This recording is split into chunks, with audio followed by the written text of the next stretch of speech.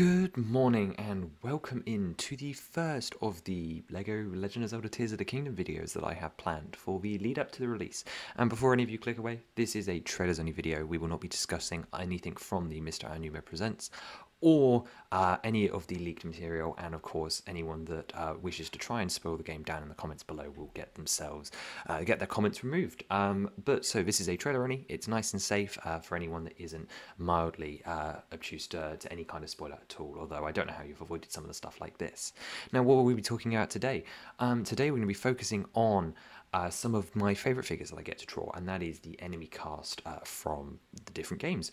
And obviously in Breath of the Wild I designed head molds unique for both Koblins, Lizalfos and Moblins, and back in 2020 these were designed with just the Breath of the Wild variations in mind, not really knowing that they would change for Tears of the Kingdom. Now obviously as the trailers have gone on, we've seen more and more different horn protrusions, making these enemies stand out and be more unique while continuing to have the same head mold, which presents us with a conundrum for the custom set showcase, a conundrum that I've been eager to try and solve, because as we all know, LEGO has a limited mold budget and would not want to produce so many unique head molds for really unique but minor changes to different designs. Specifically, we're not talking about changes between like games here where the designs for both Koblins into Skyward Sword and then Breath of the Wild were completely different, but in how this is such a minuscule change, and there's a wonderful solution to this. So we're going to be talking a little bit about my plans as well as making some other changes.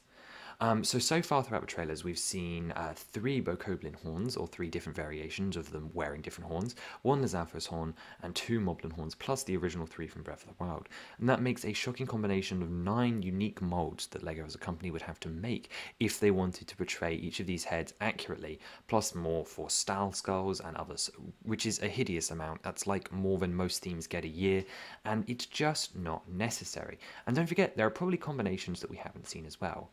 Then there's also the overlying topic of the boss Bokoblin and Hinox, who are going to need some form of attention. Specifically, the boss Bokoblin is definitely going to need new mold, but what about his hat? We'll come back to that one later. So the big 3, or as I like to say it, the trifecta or triforce of main enemies that you come across throughout would be, of course, the Moblins, the Bokoblins, and the Lizalfos. And here you can see their original drawn variations based off the Breath of the Wild horns. Now, originally when these were made back in 2020, they were designed as one pieces, right? The horns were part of it, the ears were part of it, the head was part of it, and they were designed very similar to Mickey Mouse's head. There's no minifigure head underneath them. The Moblin was slightly different, but that's neither here nor there. So why are we updating these? Well, there's a couple of reasons. One, back in 2020, as I said, Tears of the Kingdom, we'd only had the Underground Cave trailer, and that's basically nothing to go off, and we did not know that these were going to be changing, so I didn't have the foresight to make this change, which is going to impact all different aspects of where these characters are used, and we're going to go through all of those today. But now that we do know, it's more important that I go back and make this change because it allows us to do a lot more with these molds that obviously if LEGO attempted it now would have had all this information in the present. So in a sense we're doing a retcon. Also, pieces get added all the time, right? It's important for us to do remasters and rechanges, 1 because my drawing skills get a little bit better, but 2 because stuff like the Centaur piece didn't exist in 2020, making Lionel's an awful lot easier, and in fact has encouraged me to actually think about including one for Wave 5. However, back in 2020 when we did Wave 1, it wasn't even on the table because I had no idea what they would do for it, and I didn't want to make a new piece. Well, now that piece exists, and now it's much easier. And then other things like the Avatar bow, right? If I had known that in 3 years' time there was going to be a Flickfire bow, I would never have included the classic bow in any sets. Period, because this is a cool extra play feature that doesn't cost them anything to add, and now they have in the arsenal, which is why retroactively you're seeing me include it in almost every set, because it fits perfectly. In fact, I wouldn't even be surprised if it was designed for a Zelda theme. And of course, upgrades, people, upgrades. You can see the 3-year difference in drawing here. I'm not promising masterpieces, but they're some of my favourite figures ever, so I think it's about time that the Lizalfos, Bokoblin and Moblin get some upgrades. So, without further ado, it's time to retcon all 4 waves of the CSS. Okay, let's go over the solution here. So here you can see the original mold for the Zalphos. This is, as mentioned, a one-piece mold similar to the Mickey Mouse head. The solution that we're going to implement is we're going to turn it into something very similar to the costume suits that we see across custom set, across minifigure series. However, obviously without the mouse that you can see like a head through. And the second change we're going to make is we're going to make the horns their own separate piece.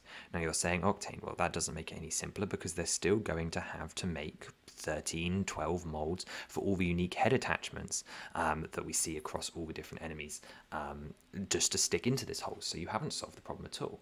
But wait, there are these brilliant things called family molds. Now, family molds are when they put a load of different parts in one mold and then print them, like they all come out together on a sprue. LEGO removes the sprue and then chucks them in a baggie together like these Lord of the Rings weapons. Now, what this allows is it allows them to do a lot of different molds in a small space. The only compromise being that obviously they're smaller and that you have to repeat some of them in order to ensure that nothing gets lost, and it's a bigger mold, right? So it takes more of your overall mold budget, let's just say it as like the end value of 2, but it allows you to squeeze 12, 14, 10 different pieces into one little pack, which is amazing and exactly what we need. So let me introduce to you the horn pack.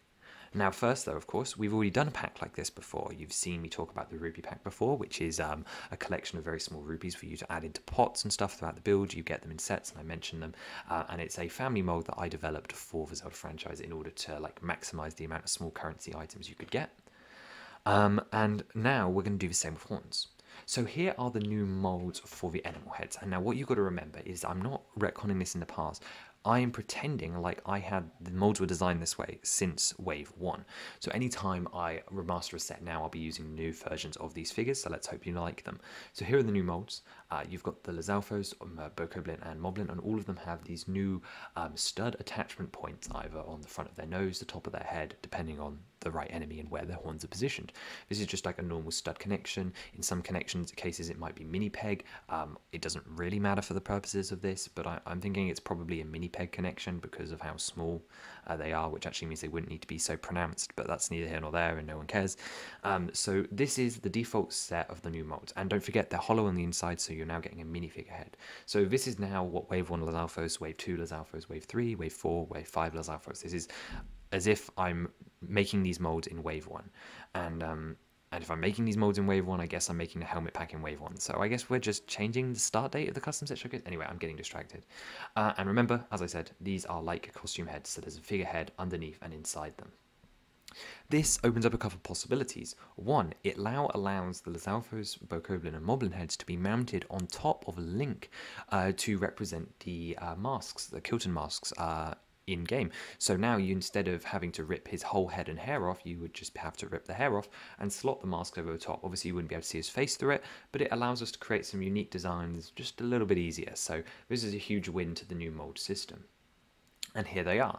So as I mentioned, it's a family mold, so it all comes in this bag, and you get 1, 2, 3, 4, 5, 6, 7, 8, 9, 10, 11, 12, 13, 14 different attachments. Now there are 2 of each because of spares, and obviously the fact that you usually get 2 of maybe one monster in game. And there are a couple of different horn attachments here from both Breath of the Wild 1 and Breath of the Wild 2. And obviously if you had any of these enemies in the sets, you would just get the pack, and you'd have the extras spare, which is another huge benefit. But let's start going through them. You can see them in action. We'll talk about each of them individually. First up here, you have the Bokoblin horn from Breath of the Wild. As I mentioned, mini peg attachment into the top of the head. And this is what he looks like next to his counterpart. Now, the biggest difference between this and the original, of course, is the color change. However, this is a brand new drawing for the Bokoblin. And the huge change here is that he's gone back down to mid-legs to get that more hunched posture right. He's definitely smaller than Link. So this is a brand new and updated Bokoblin. Obviously, he hasn't been updated since 2020. And I really like it, actually. I think it's a lot better. And obviously the huge change being the head mold. And here he is next to the original. As you can see, the head's just a little bit bigger now. The chest printing's better, I would say. And of course, the mid-legs being a huge change, and the colour change to dark red to bring him more consistent to the Moblin. Next up, we have a brand new Lizalfos to take a look at. Once again, this is the Breath of the Wild Lizalfos. He's holding a enhanced Lizal spear, and he's got some brand new printing that's more in line with what we do now on the custom set showcase, if a little less detailed. He's also got an enhanced Lizal spear, which I bring up importantly because not only does this one have his Breath of the Wild horn in his head, but some of the Tears of the Kingdom horn attachments are actually incredibly similar to Lizal weapons, and therefore you can see here what I am dubbing the Tears of the Kingdom horn piece is used from the same family pack. So if you got a set with Lizalfos, you would get them to decorate his weapon and make them more unique and more in style with the Zelda universe. And this is something that could be applied to weapons or even monster camps for decoration, or just any old bars. So this is another use of the pieces not being used on figures in Breath of the Wild sets, being used to not be wasted, in a sense. Like, you're not wasting the other items in the family mold if you only need some horns in some sets, if you know what I mean. And here you can see his comparison with his original, not too much changing, a little bit more consistent I think with the in-game model, specifically around the stomach, although I do miss some of the scaly details. I do think he looks better overall though. And then of course the Moblin, and the Moblin is actually the only three of the original Breath of the Wild variants which didn't really change, because when I designed him in Wave 2 I was already starting to be aware that I wanted to do the Kilton masks, which was the change that provoked this guy, and also the perfect horn for him already existed, being the horn you can see on the left. Here he is next to his blue variation, and the only reason he doesn't include one in the pack is, well, there's just no reason. And actually there's another one in the pack which you could swap out if this one wasn't accurate enough for you. The whole will be the same, it's all compatible. However, we still needed to update him because originally the horn wasn't necessarily removable. So this was like sort of, it was a bit closer to what I wanted, but now he's finally there.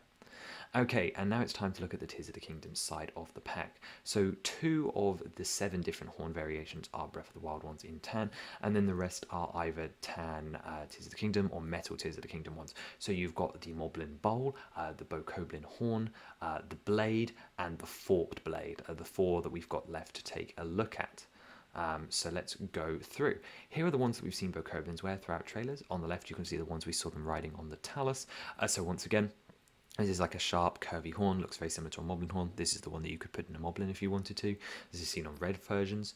Then you've got the horn one, which we previously took a look at as a Lizal spear on top of this one's head. And then we've got this blue one here, which we've seen around the boss Bokoblins wearing this specific type of horn. And this one's actually the same as the forked Lizal spear. So again, this could be useful for a weapon. And once again, they all go in the same hole, allowing you to vary it from this family pack. Next up, the other Lizal variant you can see here is the Blade. Usually we've seen this on blues, but I've done it on green here just to save on a little bit of time. Obviously, we assume that these horns are going to be based off like some sort of ranking system. So black Lizals may actually have like the Boko horn, and green Lizals may actually have like the forked horn or something like that. We assume that you'll be able to chop and change between them. So here's just an example. Obviously, all of the other horns from the pack could fit on here. You could make this into a Breath of the Wild Bokoblin Lizalfos if you wanted to. And then here is the blue Moblin with his new hat that we've seen, usually on reds. However, again, we assume it's going to be hierarchical, meaning that there's probably some with like the blades, like maybe black Moblins. Anyway, here's the blue Moblin with the shell hat, which looks to be a little bit more defensive. It's got some spiky bits around the bottom and also has some other uses, maybe in decoration, but also across the wider Zelda timeline, which we'll take a look at in a minute. But once again, this will just fit over the curve of his head, have that anti-peg attachment underneath, and just is part of the pack, right? It's another one to make the unique helmets and weapons that we see on all of their heads. So as a quick rundown, remember all of these are compatible with each other, the idea being that you can mix and match, add a little bit of creativity and create your own. They're useful for building up Breath of the Wild and potentially Tears of the Kingdom weapons, we don't know. And then remember, you're always getting a selection in the sets allowing for more decoration and so on, and just you've always got this complete set to help build out an army if you're bricklinking parts and so on, so you're always going to get an abundance of hats and helmets to use all over the place. Of course, some other secondary uses, of course, they help with the Lizal sets, specifically the metal ones, mean that you can build up a Lizal army, but also a Lizal, like, weaponized army, as in you can get all of their spears built now. This also helps with the Kilton mask with the base molds, allowing us to just do some reprinting, and then they're perfect for that. The Moblin Bowl piece is actually perfect for both the Wind Waker and Ocarina of Time Octos, and you'll see me use those, I reckon, as we go through eventually with them. I didn't know how I was going to do them before. Next up then, of course, the Stal enemies, which we'll come back to in a minute, but having the skulls be able to float around is perfect for the Breath of the Wild Stal skulls. And then, of course, they're going to be specifically quite useful in Tears of the Kingdom builds to decorate enemy camps, but also with a certain feature that I promised I wouldn't discuss. If you've watched all of the material they've given us, not our book, the Omni represents, you know what I'm talking about. But these drops, which obviously in Breath of the Wild are commonly horns, if it's potentially the same in Tears of the Kingdom, then these could play a big part in customizability in Tears of the Kingdom theme sets. But that's something to discuss another day. As mentioned, of course, all three of these work for style skulls if you just recolor them in tan and add some different printing, and then of course stick the relevant horn in the top. I mentioned earlier the Bosblin as well as the Hinox. They also have hats, and why I didn't include them here. Now, to me, the Bosblin screams big fig, so it's probably not a problem anyway, but if you wanted to do his helmet or hat thing, you could very easily brick build it with a combination of a couple of spiky pieces and a axe blade, so I didn't think it worthy an inclusion in an already bloated accessory pack.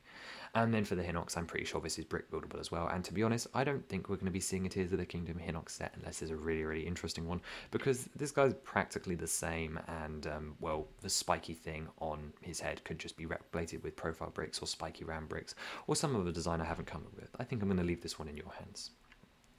And that is actually going to be it for today. We've not only revamped the trinity of iconic monsters from the first game, but also revolutionized the molds that I had at my disposal to make them even more useful and versatile across what is now a sequel, I guess, and is using the same designs but with modification.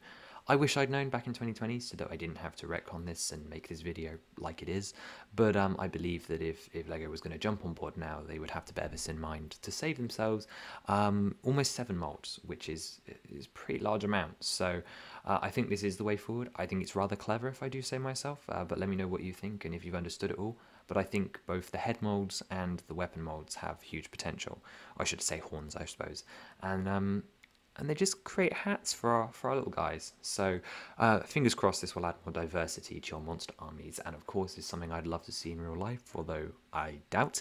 And I think it was an interesting solution to a very unique problem, a problem that no one but me had, because custom sets. Anyway, let me know your thoughts down below in the comments, and I will see you next week as we get even closer to release. Some exciting stuff coming. Have a wonderful rest of your day. Bye bye.